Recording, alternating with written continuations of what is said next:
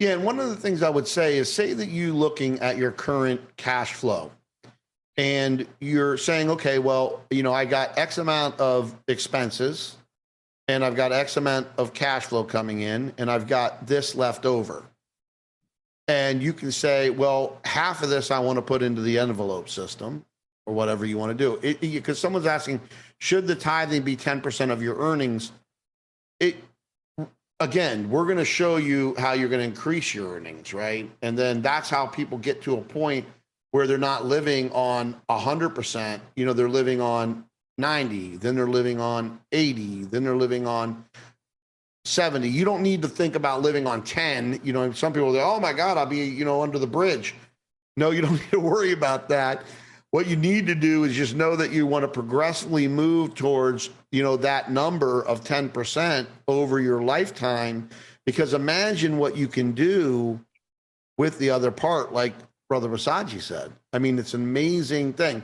Now, of course, I think you're talking about 10% of your net because, unfortunately, we are paying what we're paying to a government that doesn't even deserve a penny from any of us. You know what I mean? But, when you print the money and you can fund the legal system and you control it, well, then you got to unfortunately play in the rules. But also, if you look at Robert Kiyosaki's Rich Dad, Poor Dad, if you ever read that book, please do, and his cash flow quadrant, Robert does use debt in a big way. He's got over 14,000 units now, I think, in apartment units.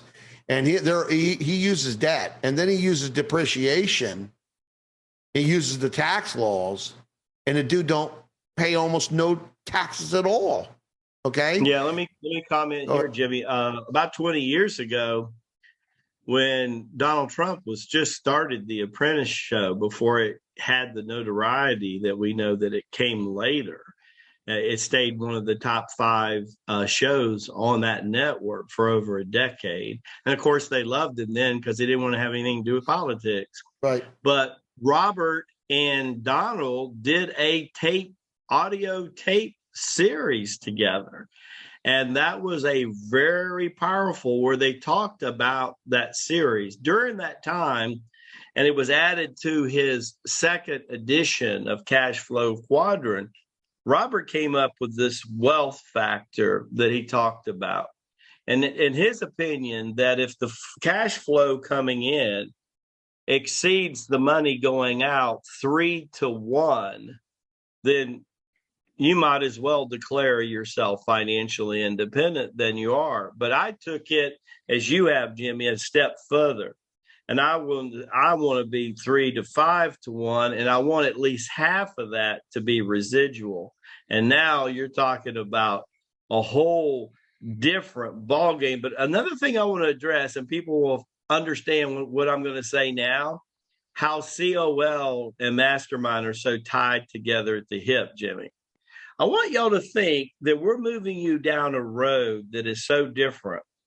You're learning to physically eat less food because you know that on a nutritional level, a psychic and a spiritual level, through COL, you're learning to be fed in a different way. So I want you to keep this in mind. You're learning to sleep less because you want to be more conscious more part of the day. Just imagine where we're headed with this mindset. Now, we're not talking about tomorrow, but if you could increase 2 to 3 income streams every year, and a good part of it's residual. If you keep listening to Joseph and Jimmie, they'll get you there. And then you're gradually starting off decreasing the amount of money you're putting aside. You're decreasing the amount of calories that you're putting in your body.